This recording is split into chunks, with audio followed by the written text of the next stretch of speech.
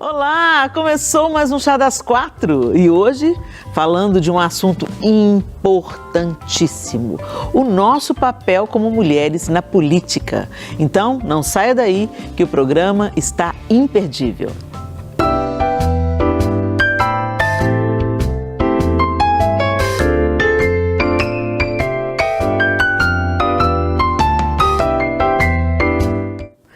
Eu, a Priscila e a Lorenza estamos muito felizes de ter mais esse chá, né, gente? Bom mais demais, essa oportunidade. sim.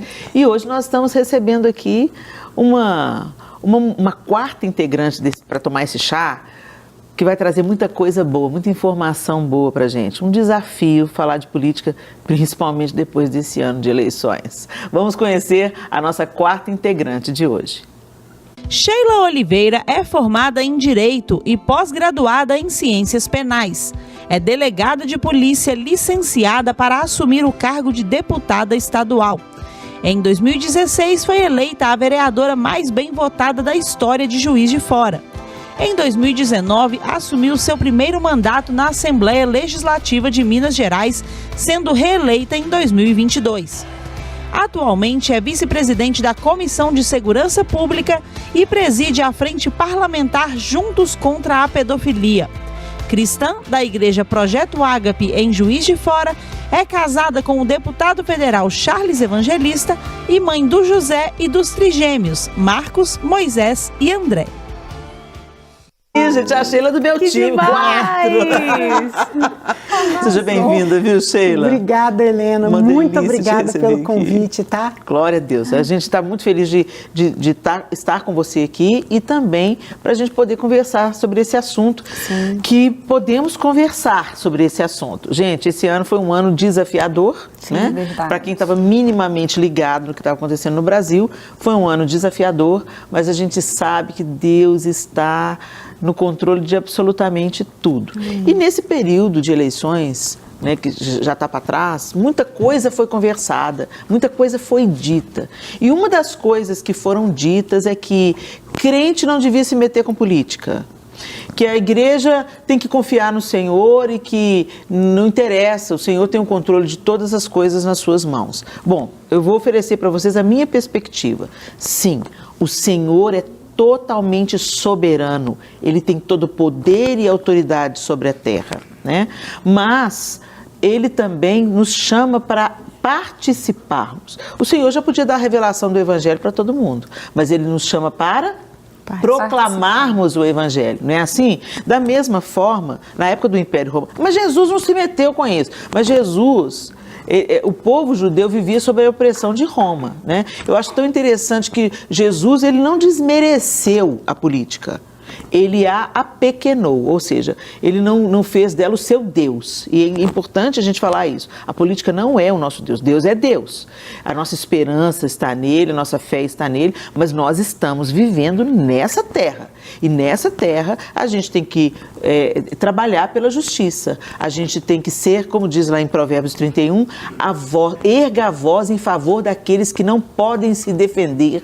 Seja o defensor de todos os desamparados. Isso é uma convocação que está lá em Provérbios 31. Aliás, um provérbio que fala especificamente para a mulher. Então, ali no versículo 8, se eu não estou enganado, esse verso, erga a voz em favor de todo aquele que não tem voz, né? Seja o defensor de todos os desamparados. Então, a gente sabe que a política hoje, ela é uma ferramenta, é um instrumento através da qual as leis são feitas, são votadas, a criança é exposta ou é protegida. Você está aí num nicho que lida com o combate à pedofilia, ou seja, você está erguendo a sua voz em favor daqueles que não podem defender-se. Então, nós precisamos, sim, nos mobilizarmos, conscientizarmos, educarmos a próxima geração para não demonizarmos nem tornarmos a política o nosso Deus, né? Equilíbrio é uma palavra que cabe bem aqui. E eu queria perguntar para você, Sheila, começa me dando o seu testemunho pessoal. Sim. Como é que é a sua experiência na prática de estar inserida na vida política de Juiz de Fora? Ou seja, você vereadora, seu marido deputado, quer dizer, os dois estão, né? O casal está envolvido na política. Como é que é isso? Bem, quando eu decidi entrar para a política, eu pensei mais no ponto de vista social, né? Eu queria fazer algo mais. Eu já sou delegado de polícia já há 22 anos e a gente enfrenta a criminalidade, cumpre a nossa obrigação, mas a gente sabe que tem muita coisa que antecede até que a pessoa chegue naquele fundo do poço. Né? A criminalidade é o fundo do poço. Então eu entrei com essa finalidade, com esse propósito. Eu não tinha... eu confesso, apesar de ser cristã já há muitos anos, eu não tinha essa visão, né, da importância do cristão na política. E eu tive essa experiência como vereadora em Juiz de Fora, na Câmara Municipal. Na época tinha um vereador, eu vou até citar o nome dele, vereador André Mariano, ele é pastor da Igreja Quadrangular. E ele era vereador lá e uma voz solitária, assim, representando, né, os cristãos, os evangélicos ali, naquela Câmara Municipal. E eu via, naquela época, muitos embates. Ele tinha muitos embates, ele era muito minucioso, muito cuidadoso, por exemplo, na época em que foram apresentar o Plano Municipal de Educação. Sabe? Aí ali ele encontrava nas entrelinhas algumas brechas que poderiam deturpar o ensino nas escolas, coisas que poderiam dar espaço para discussões relacionadas à ideologia de gênero. Né, que nós cristãos não concordamos com isso. Sim. Né? Então, deixa as crianças ser crianças. Isso, deixa as crianças ser crianças. Ele enxergava isso. Eu, apesar de cristã, eu li, sou uma aplicadora do direito, né, um projeto de lei complexo, um plano municipal de educação. Confesso que eu não tinha essa visão. Eu falava, gente, o pastor André exagera demais, é muito exagero, ninguém vai fazer isso na escola. Você entendeu? Ninguém vai fazer isso, porque eu não sou da área da educação. No seu coração você subestimava, você achava que não ia chegar nisso tudo. Eu confesso isso, entendeu? Eu subestimava, aí eu falava assim, isso não existe. Sabe? E não tem tanto tempo, Helena, e as meninas aí, isso foi em 2016, logo que eu entrei lá. E tudo aconteceu tão rápido. Antes não se falava nessa questão de ideologia de gênero, falava-se nas igrejas, né? Em alguns lugares de discussões políticas, e hoje não. Hoje está acontecendo descaradamente. Hoje nós temos projetos tramitando, inclusive na Câmara Federal, terríveis. Projetos que permitem o incesto, por exemplo, né? Então, aí a gente nunca pensou viver isso, gente. Isso é surreal. É surreal. Isso é surreal. É surreal. São coisas bem demoníacas, bem surreal, bem surreais. Assim. Então, só para explicar, deixar bem claro, Sheila, porque às vezes as pessoas... Incesto? O que é incesto? Nós temos na nossa plateia aqui todo tipo de mulheres. Então, gente, o incesto é uma relação sexual ou de casal, né, tal, com uma pessoa da mesma família. Então, o pai, se ele resolver casar com a filha, casamento entre irmãos, a sobrinha pode casar com...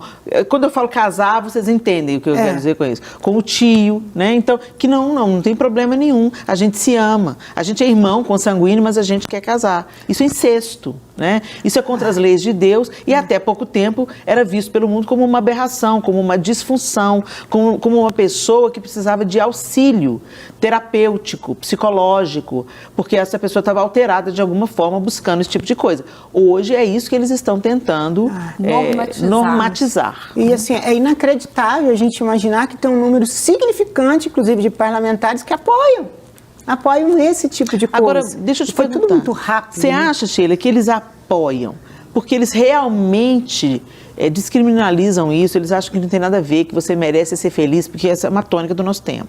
Ou você acha que eles votam porque levam vantagem? Porque a gente sabe também que há um sistema de corrupção, que a gente briga, a gente ora, a gente pede, Deus afasta esse principado da nossa nação, que os meus valores têm preço. Então, mesmo que eu não acredite nisso, mas você me pagar bem, eu voto com o seu projeto. Existe isso na prática ou isso é lenda e imaginação da gente? Existe, né? Nós presenciamos isso aí há pouco tempo no país, né? Muitos escândalos de corrupções, só da nossa Petrobras, comprovadamente foram desviados 300 bilhões de reais. Sim. Tem muito dinheiro. Então a gente, mensalão era isso. Sim. Né? Então isso aí você vai lá, real. recebe a sua mesada aqui e volta com aquilo que me interessa. Isso. Né? E não só isso, Helena, tem a questão da manipulação de massa também, o interesse eleitoreiro, né? Você pegar um determinado número de pessoas que não são a maioria, mas é um número significativo, capaz de te reeleger, por exemplo, e que pensam bizarrices, então você passa a defender aquelas bizarrices, mesmo que você não faça. Porque eu vejo muitos casos de pessoas que defendem certas práticas, mas ela mesma não faz, ela não quer aquilo para os filhos, ela não quer aquilo para a sua vida, mas não se importa de que aconteça e continue acontecendo com a vida dos outros. Sim, isso a gente vê muito também, o que nós chamamos de manipulação de massa, que é escancarado isso. É aquela história do filme do Homem-Aranha, né? O Homem-Aranha não impediu o bandido, o assaltante, né? Ele estava revoltado, deixou ele passar, mas lá na frente vai atingir a gente, né? O que a gente vê hoje e não toma uma atitude para mudar, lá na frente, fala, não é nada comigo, não tenho nada com isso. Lá na frente, a coisa vira, porque a lei da semeadura é implacável. Nós vamos convidar para essa conversa uma cientista política, gente. Ela fala para a gente sobre a importância de estarmos de forma ativa na política. Eu venho aqui convidar você a refletir comigo sobre a importância de nós termos homens e mulheres de Deus, ungidos por eles, retos, íntegros, obedientes à palavra de Deus, nos espaços, nos cargos de poder e de liderança na nossa nação, dentre eles os cargos eletivos, os cargos políticos. Mas diferentemente do que você possivelmente já ouviu, eu queria trazer para você a origem, o porquê, de fato, nós devemos ocupar esses espaços de poder, seja eles na esfera política, sejam eles nos demais espaços, nas demais esferas, nos ambientes onde nós atuamos, onde nós estamos. Vamos voltar então a essa origem em Gênesis no capítulo 1, versículos 26 a 28, em que Deus, ele estabelece o propósito de nós, homens e mulheres, o propósito da humanidade, o propósito da criação. E no versículo 28, Deus nos dá um mandato. Deus estabelece para nós uma missão. E ele diz, e Deus os abençoou. No original, abençoar significa dar autoridade a. Então, Deus nos abençoou, Deus nos deu autoridade para frutificar, multiplicar, encher a terra e sujeitai-a e dominai sobre peixes e dominar sobre todos aquelas criaturas, a criação de Deus sobre a terra. O verbo sujeitar significa governar, significa administrar, significa exercer influência, ocupar os espaços de direção, de liderança, e isso em todas as esferas. Nós temos, portanto, um mandato, um dever, um propósito divino de estar nos espaços de poder, o que inclui a esfera política. E por que isso? Porque nós sabemos que a obediência aos princípios, aos mandamentos do nosso Deus, geram bênçãos, geram prosperidade, geram justiça. Por isso que lá em Provérbios 29:2 diz: quando o povo é governado por justos, o povo se alegra, existe prosperidade, existe paz, existe segurança. É isso aí. É muito importante isso, porque sempre houve essa ausência, né? E a gente viu isso historicamente. Onde a igreja se ausenta, as trevas tomam conta, né? E não vamos nos iludir aqui. Eu sei que que o jogo foi o contrário. Muita gente entrou na política e se corrompeu, e se vendeu, e se sujou, né? Teve o seu preço estabelecido e pagaram por ele. Mas, graças a Deus, muitos integrantes das mesas políticas em todo o Brasil são corretos, são íntegros e estão ali não para defender o interesse de um grupo de pessoas, mas para estabelecer a justiça para todos, oportunidade para todos, não é isso, Sheila? Exatamente. Porque é isso que é importante. Às vezes as pessoas pensam que a gente é para entrar na política para cuidar do nosso bairro, do nosso grupo, apenas dos nossos interesses. Principalmente os candidatos que são muito ligados às igrejas evangélicas. As pessoas pensam, ele está lá para ajudar a igreja não precisa de ajuda de ninguém. O Senhor cuida da sua igreja. O Senhor cuida. Deus também não precisa de nós. Nós precisamos dele. Né? Então, não é para isso. Né? O cristão, muito pelo contrário, a igreja ajuda a colocar uma boa pessoa lá para que essa pessoa trabalhe para todos. Isso de aí. fato, trabalhe para todos. É isso aí. Essa colocação é importante, Sheila, porque eu acho que a gente está vivendo, assim como eu vejo na igreja, assim, dentro do ambiente eclesiástico, a gente está vivendo uma mudança geracional, né? Você vê pastores que foram maravilhosos, assim, que fizeram história, eles estão meio que começando a passar o bastão para uma próxima geração. Né? E eu acho que isso, com isso, a gente tem uma nova geração de cristãos que estão ouvindo outras coisas, enfim, geração vai mudando, né? E aí é importante dizer, a conscientização dessa igreja um pouco mais madura, tendo essa visão e essa perspectiva que se você elege um candidato que está de acordo com as suas ideologias e com a forma como você enxerga o mundo, você não está elegendo aquele candidato para legislar para o seu grupo. Você está colocando ele lá porque você tem uma consciência de que ele está ali e ele vai ser um pouco mais justo do que os demais que não têm a consciência do evangelho, né?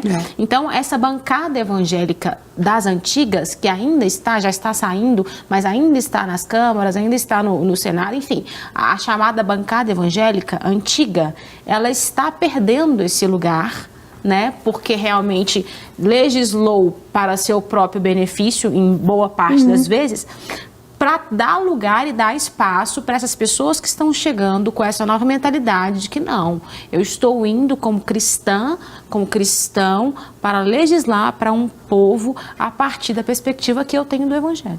Exatamente. Eu mesmo sou exemplo.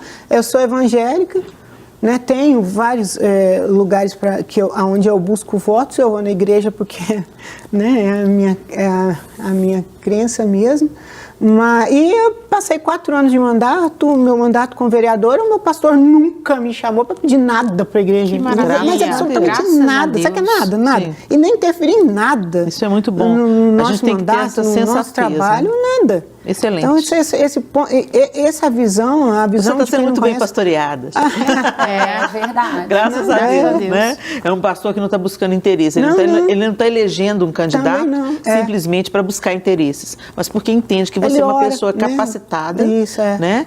Com a sua vida para servir a nação, servir a sua cidade. Exatamente. Né? Vamos lá, pessoal, já estamos de volta no Chá das 4. E se você acompanhou o primeiro bloco, foi muito bom que a gente falou aqui, né, gente? São coisas simples que parecem óbvias, mas eu tenho aprendido que o óbvio também precisa ser dito, né? Quando você pensa que todo mundo já entendeu, tem alguém que não está entendendo. Então, só para dar um resumo do que a gente conversou aqui, que a gente não deve se ausentar dos lugares da nossa sociedade. Então, Deus nos colocou no mundo para nós influenciarmos, sendo sal e sendo luz. Onde que a luz brilha? Onde tem um tanto de holofote, ela brilha com mais intensidade, onde há mais escuridão. E a gente sabe que a política é um universo que decide a vida comunitária das pessoas. Então, nada mais adequado do que ter pessoas que entendem o propósito de Deus para o ser humano, ocupando cadeiras. Não para conseguir o favorzinho para o pastor, libera aquele lote, libera aquela licença. Não é sobre isso política séria. Política séria é quando um pastor, como o pastor da Sheila, reconheceu nela uma capacidade para ela assumir esse posto. Ela já era advogada, delegada, uma pessoa capaz de entrar na política. Ele a apoiou, ele ora por ela, mas nos 4 anos, por exemplo, que ela teve de mandato como vereadora, ou como deputada já, ele nunca veio pedir um favorzinho para a igreja. Né? E sim, acontecem ocasiões que a gente pode pedir ajuda, né? Não tem problema nisso. Todo mundo pede porque a igreja não pode. Né? Agora, o interessante é saber que ele tem essa consciência, né? Porque tem gente que está querendo cavar oportunismo, gente oportunista, está querendo cavar oportunidade e benefícios, desfrutando dessa pessoa. Então, graças a Deus, eu acho que essa consciência está ficando cada vez mais clara no nosso meio, que a gente elege representantes, porque a gente acredita naquilo que ele pensa, naquilo que ele defende, como você luta contra a pedofilia, e eu queria falar sobre isso agora. Daqui a pouco nós vamos conversar também com uma querida que está entrando no universo da política. Mas quanto tempo que você está na política, Sheila? Desde 2016, foi um pouco rápido, né? Eu fui candidata a vereadora e fui eleita. Eu fiquei até surpresa, né? Assim, tive uma cidade de Porto de Fora, eu tive quase 10 mil votos. Uau, muita coisa. Muito voto. A média lá, 2.600, 3. Aí, passaram-se 2 anos, as próprias pessoas já colocam a gente, né, como candidata. Eu me candidatei a deputada estadual, fui eleita também. É sinal que você fez um bom trabalho, porque senão ninguém queria você de volta. Agora, fui eleita com mais de 80 mil votos, agora eu vim para a reeleição. Fiquei os 4 anos e fui reeleita, graças a Deus. 7 anos aí na vida pública, né? Servindo a nação, servindo as pessoas, porque é isso que o político faz. Isso. Me deixa saber uma coisa, você foi dito aqui no seu histórico que você trabalha contra a pedofilia, né? Como é que está sendo essa guerra? Porque tem gente que pensa que é exagero, né? Que não é bem assim que está acontecendo, e você mesmo deu o seu testemunho aqui no primeiro bloco falando, gente, eu confesso que eu também achava que não era isso tudo, que nunca ia entrar nas escolas esse negócio de ideologia de gênero, mas não é isso que a gente está vendo aí. Não é isso não. A questão a gente chama pedofilia um apelido, né? Mas, na verdade, a gente trata de algo muito sério, que é o abuso e a exploração sexual de crianças e adolescentes. São muitos casos, são casos bizarros, coisas muito pesadas, que a gente lida no dia a dia. Eu, como profissional, né, agora estou licenciada, mas eu acompanho todo o trabalho das minhas amigas lá da DEPCA, principalmente aqui de Belo Horizonte, das outras cidades. É um caso atrás do outro, se a gente for acompanhar nos telejornais, isso acontece toda hora. Fora a subnotificação, que é muito maior do que os casos que chegam, porque a própria vítima muitas vezes não denuncia, ela sofre ameaça, ela sente vergonha. Está ligada a gente da família. Está ligada a gente da família.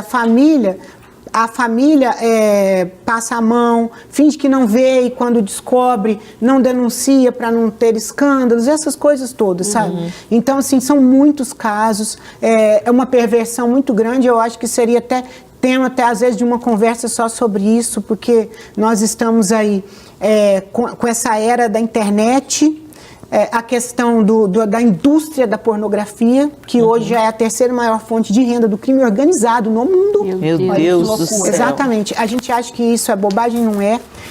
O smartphone é algo novo para todos nós, mas ele entrou dentro da nossa casa para confundir a cabeça de todo mundo, das nossas crianças a partir da mais tenra idade. Então, hoje, essa geração, eles são consumidores de pornografias. Consumidores. As pornografias, elas despertam sentimentos, elas despertam atitudes que muitas vezes, se a pessoa não ficasse ali olhando de forma contumaz, ela não faria. Então, com isso tem aumentado o número de abusos, o número de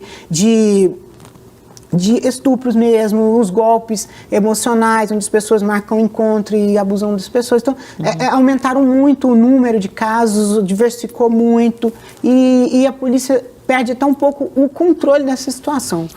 Tanto é que você, como delegada... É algo bem sério. Você, como delegada, convivendo com esses casos, você resolveu ir para a política para tentar frear um pouco isso. Você disse que a pornografia, então, é a terceira renda do crime organizado? Do crime organizado. Uau! Gente. O crime organizado migrou para a pornografia. Hoje, dos principais investimentos da máfia italiana é a indústria da pornografia. Por trás dela tem tráfico de seres humanos, escravidão sexual, muitas mortes, tráfico de drogas e por aí vai. Uau. Engraçado que você posicionou no início da conversa a respeito do incesto.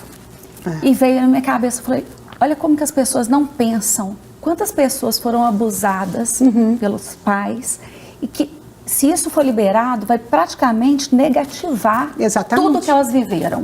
Olha como isso é sério. Isso é muito sério. Isso é muito sério, porque a dor, a gente não pode deixar de lado a dor de uma pessoa.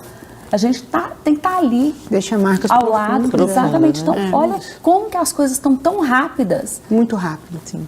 Vamos chamar agora uma palestrante, uma mulher nesse bate-papo, né? A palestrante Juliana Ferron.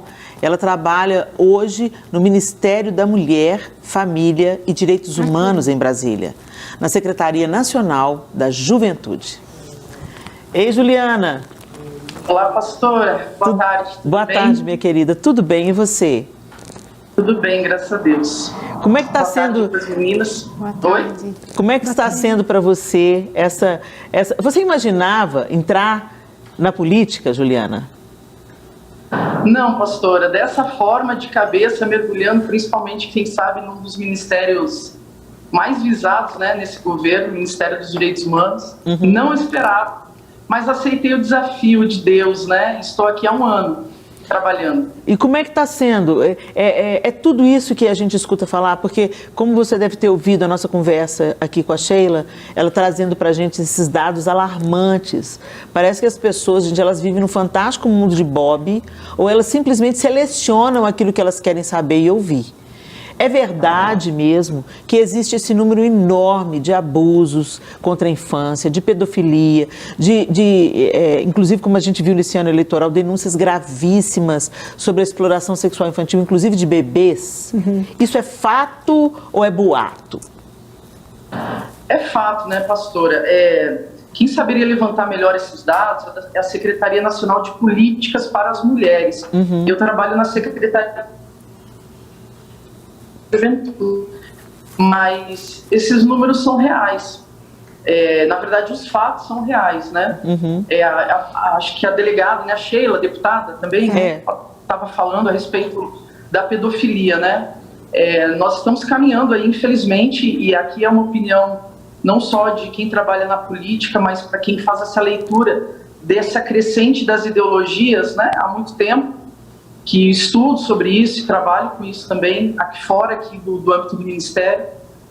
A gente percebe que primeiro se patologiza um problema, depois se despatologiza, se descriminaliza e depois se celebra, né? Nós vimos isso com relação a várias questões. E a pedofilia, infelizmente, parece que ela está caminhando para essa dessensibilização na sociedade há muitos anos. Não é de agora, né? Para que isso seja aceito com um menor rigor. Nós temos visto isso. Agora, os desafios dentro da política, né? São muitos. E eu estou trabalhando aqui tem 1 ano, e talvez o que eu vejo que é maiores dificuldades para uma mulher ou para um cristão dentro da política é justamente você conseguir ficar cingido com o cinto da verdade, pastora. Uau! Ou seja, você não negociar os seus princípios. Sim. Porque a todo momento você é convidado, né, a dançar conforme a música, a entrar em conflito e a negociar os seus princípios.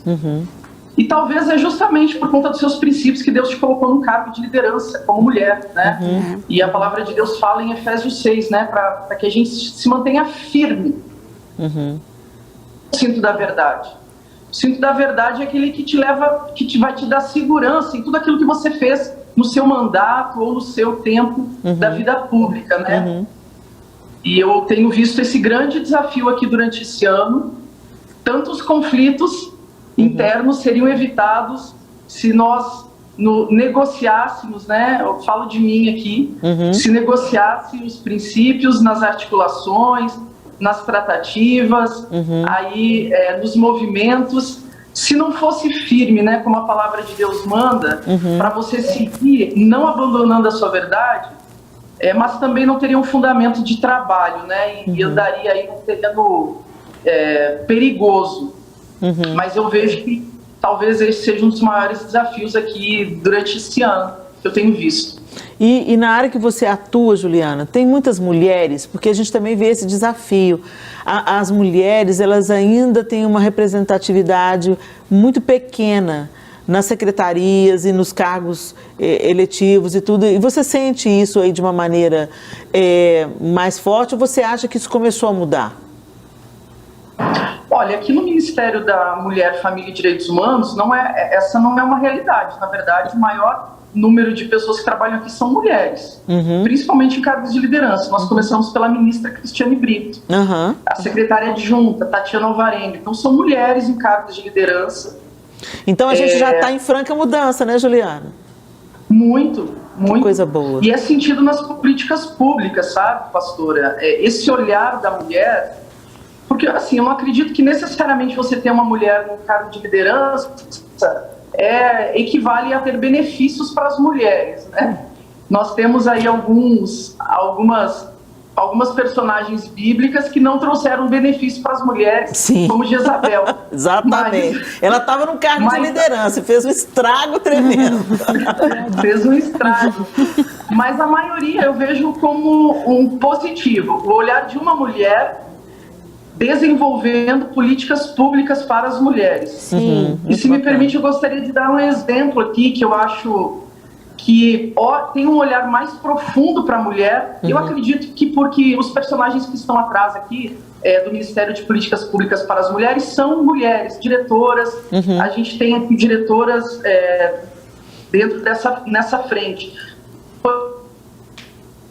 Nós temos um programa aqui chamado Mães do Brasil, e que tem esse olhar para as necessidades mais profundas das mulheres que talvez um homem não tivesse, que é a questão do aborto, a questão do cuidado com a imigração das mulheres, violência sexual, agressão, amamentação, maternidade. Então esse programa foi criado em 2022 agora por esse atual governo, e que ele tem um olhar assim específico para necessidades profundas das mulheres. Mulheres egressas no sistema prisional brasileiro, elas precisam ter um olhar diferenciado.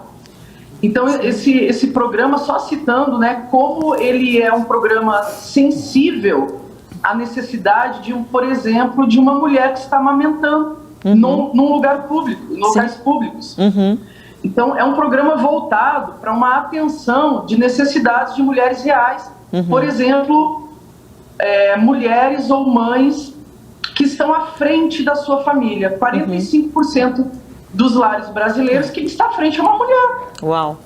Então, esse programa, ele está ali para ajudar a auxiliar essa mulher, que é muitas vezes mãe adotiva, que é muitas vezes mãe de uma criança com uma deficiência rara, com uma deficiência. 13 milhões de pessoas tem uma doença rara no Brasil, que tem uma mãe cuidando por trás. E muitas vezes uma mãe sozinha. Uma mãe sem um esposo, sem um marido, sem um subsídio de uma família. Então eu vejo que programas assim, criados por mulheres, acabam tendo essa sensibilidade, sabe, pastora? De realmente olhar para uma mulher que continua tendo uma vida social, que continua desempenhando um papel emocional e que não tem um olhar, por exemplo, quando ela recebe a notícia na sua gestação de que ela tem um filho que tem uma doença rara ou uma deficiência. E esse programa ele já acolhe essa mãe, já dá instrução para essa mãe e já acompanha essa mãe, porque talvez uma criança dessa precise de um cuidado por toda a vida. Que grande bênção. Então eu vejo muitos benefícios, sabe? Sim, sem dúvida nenhuma. Desculpa, eu falei demais aí, pastor. Não, mas imagina. Não, você falou coisas úteis e que traz pra gente uma informação que enche o nosso coração de esperança. Sim. A gente pede a Deus que esse tipo de programa continue acontecendo, continue em curso, né, para o bem da nossa nação. Juliana, muito obrigada, minha querida. Que o Senhor te abençoe aí na sua trincheira de batalha e te dê vitória sobre todas as circunstâncias. Viu? Deus te abençoe. Obrigada por ter participado com a gente. Amém. Amém. Gente, vamos agora para a opinião masculina. Vocês gostaram? Eu amei o que eu estou ouvindo aqui, gente, né? Glória a Deus, porque tem gente séria nesse país, tem gente séria tentando fazer o que é bom para todos. Vamos colocar uma opinião masculina e hoje na nossa conversa, no quadro Contraponto, quem fala é o senador Carlos Viana.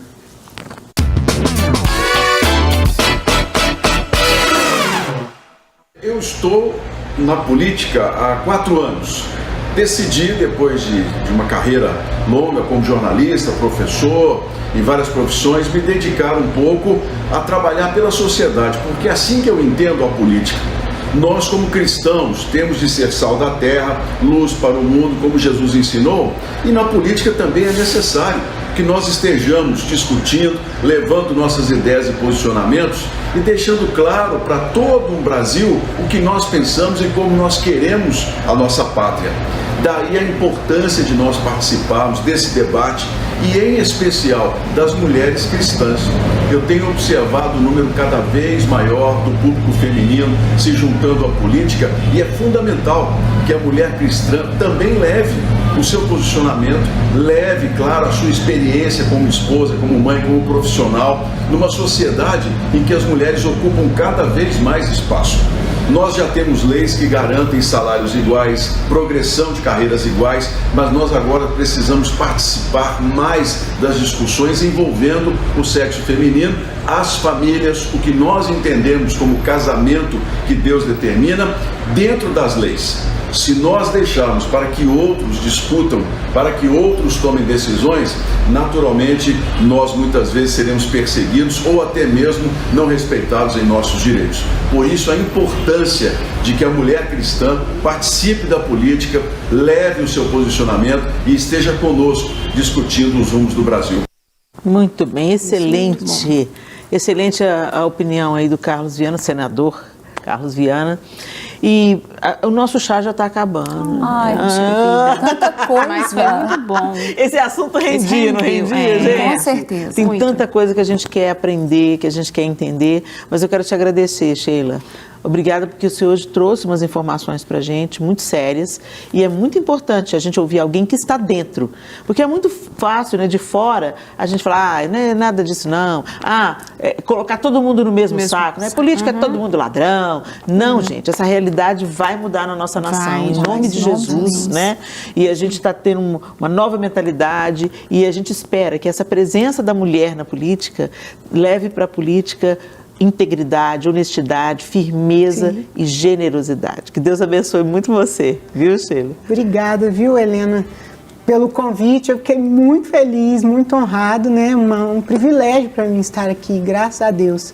Também a Lorenza, a Priscila, né? Muito obrigada aí por estarem me recebendo aqui, ouvindo um pouquinho das nossas ideias, das nossas lutas, que não são diferentes, né? Nós mulheres, nós somos muito parecidas umas com as outras. Deus fez assim, né? Os homens com as características deles e nós com as nossas, e os dois precisam caminhar lado a lado, né? Exatamente. A gente está construindo aí um país mais justo, mais humano, mais fraterno. As nossas características fazem muita falta, e na política sim. Hoje, nessa legislatura, nós aumentamos um pouco mais o número de mulheres aqui no Parlamento Estadual. Éramos 9, agora seremos 15, né? A partir de fevereiro. Muitas mulheres que ótima notícia, ótima notícia. Muito bom. Obrigada. Então, assim, obrigada de coração. Obrigada, tá, gente? Meninas, Deus abençoe vocês. Obrigada também pela participação de vocês, queridas do meu coração. E você, nossa querida, nosso ilustre convidado também, né, que gosta aqui de conhecer um pouco mais do universo feminino. Que bom que você esteve com a gente. E eu espero ter deixado no seu coração esperança e propósito.